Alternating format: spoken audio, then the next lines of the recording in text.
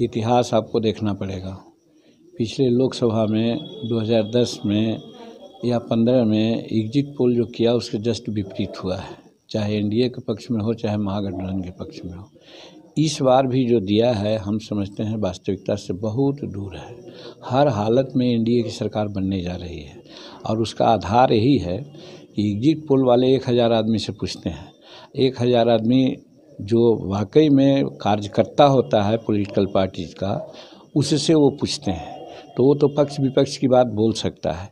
लेकिन जो वाकई वोटर है, साइलेंट वोटर है, या कहिए कि महागठबंधन के जो हुल्लड़ समाज के लोग हैं, उनसे डर से लोग अपनी बात बोलता नहीं है, वो साइलेंट रहता है।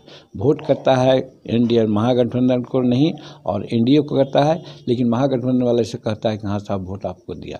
तो वैसी परिस्थिति में सर्वे वाले जाते हैं तो वही समझें कि हाँ साहब उसके पक्ष में।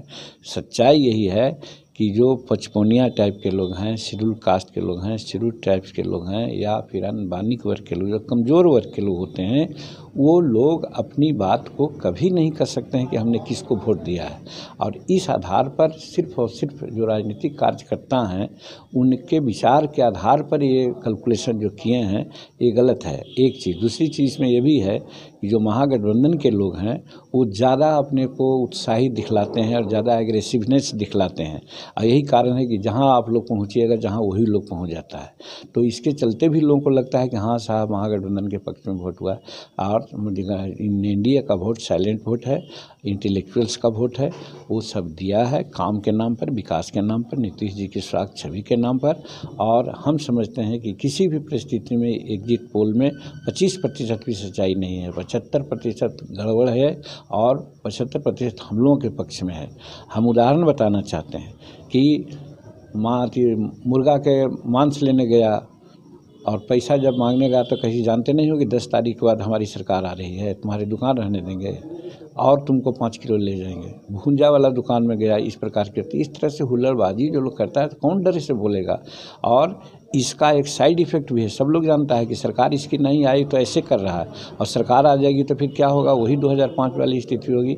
इसलिए सब लोग डर कर के वोट किए हैं एनडीए के पक्ष में, लेकिन बात दूसरी लोग कर रहे हैं या नहीं कर रहे हैं।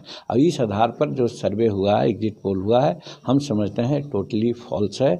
20-25% तक सत्यता उसकी हम दे सकते हैं। उन रश्मि चौबे जी की बात हमने सुनी, उन्होंने व्यक्तिगत अपनी राय बतलाई है।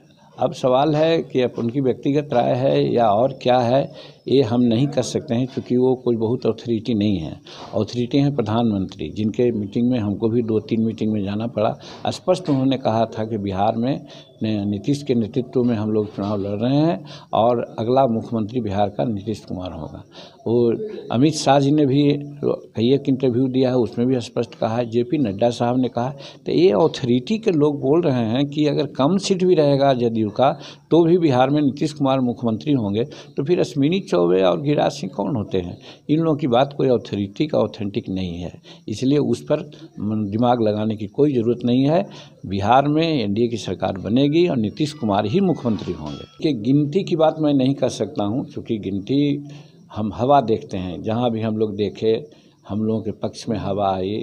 और हम लोग तो स्पष्ट कहा कि तेजस्वी प्रसाद के मीटिंग में या राजद के मीटिंग में महिलाओं की संख्या आप देखते होंगे एकदम नहीं नगण्य है, इसलिए कि उनके मीटिंग में 150 को हुल्लड़बाजी लोग करता है तो महिलाएं बेचारी भागी रहती है।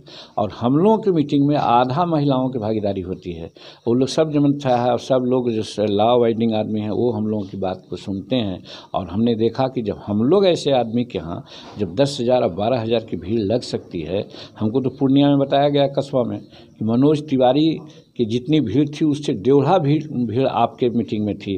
मैंने भगवान का ये नहीं बना था, या कहिए कि मुकेश सहनी का चिटपाना के चलते हम पूर्णिया नहीं जा सके, हमको डाइवर्ट कर दिया सिमरी बख्तियारपुर में। और सिमरी बख्तियारपुर हम लोग लैंड किए तो पायलट 2 घंटा समय रहने के बाद भी वो हरामी नहीं जा सका, हमने गाली गलौज किया, बड़ा बुरा शब्द यूज़ किया और उसके बावजूद भी 2 घंटा पहले पटना ला के हम लोग को रख दिया। यहाँ से फिर फ़ोन पर हमने बात किया, वहाँ एड्रेस किया 10 मिनट, तब तक के 25% लोग चले गए थे, तो भी 75% लोग थे। तो यही कह रहे थे कि हम लोगों के मीटिंग में जो हमारा चेहरा देखने के लिए तो नहीं आते हैं, हम कोई गायक नहीं हैं, हम कोई वो सीने एक्ट्रेस नहीं हैं, लेकिन हम लोगों की बात इसलिए सुनने आता है लोग कि समझता है कि ये लोग जो बिहार के पक्ष में है, बिहार के स्थिति को ठीक करने के उद्देश्य से लोग क्या कहते हैं इनकी बात सुने। हम लोग ही समझाते हैं कि नीतीश कुमार ने सारा विकास किया, कुछ गलतियां हो सकती है, तो कम गलती को लेकर के अगर हम बहुत बड़ा कोई डिसीजन ले लेंगे तो राज्य को घाटा होगा। नीतीश कुमार को क्या है, वो तो 15 साल मुख्यमंत्री रह गए, ऐतिहासिक पुरुष हो गए, लेकिन उससे घाटा होगा बिहार को। ये हम लोग समझाते हैं और हम समझते हैं कि जनता इस बात को समझ करके ही एनडीए के पक्ष में वोट किया है।